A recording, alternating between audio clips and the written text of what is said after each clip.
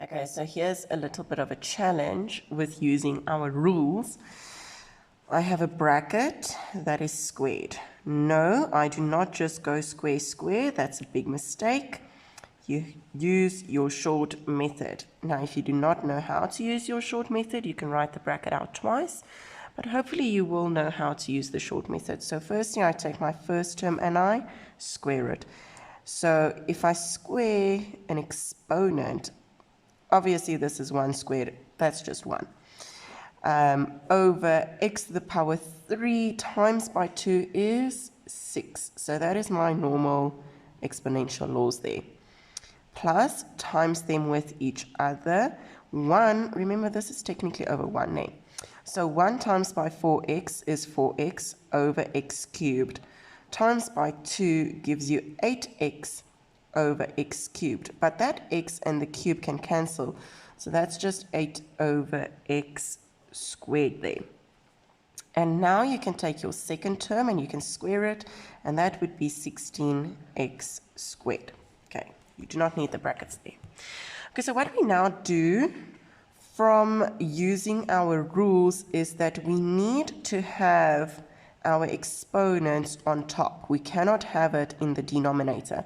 So we have to rewrite this as x to the power of negative 6 plus 8x to the power of negative 2 plus 16x squared.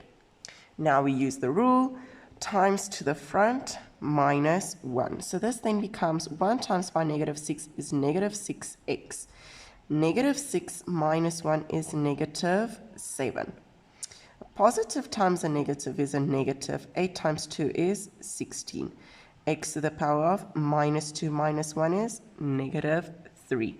And then we can say 16 times by 2 is 32x. 2 minus 1 is just 1, so we do not need to write the exponent there. But remember, our exponential laws say that we are not allowed to have a negative exponent, so we need to rewrite this as negative 6 over x to the power of positive 7 minus 16 over x cubed plus 32x. Now, can you guys remember the first two examples that we did where we said from first principle? The first one that we did was f of x equals to x cubed. Now, if we didn't do this by first principle and we only did the short method, you take your exponent on top, times it in front, which would give you 3x, minus 1 would be squared. And that was the answer of our first example, if you guys can remember.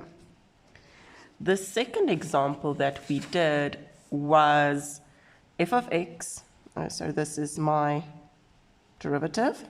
F of x is equals to 2x squared plus 4. That was the original equation. And then when we do this with the rules, the derivative would be 2 times by 2 gives you 4x to the power of 1, because 2 minus 1 is 1.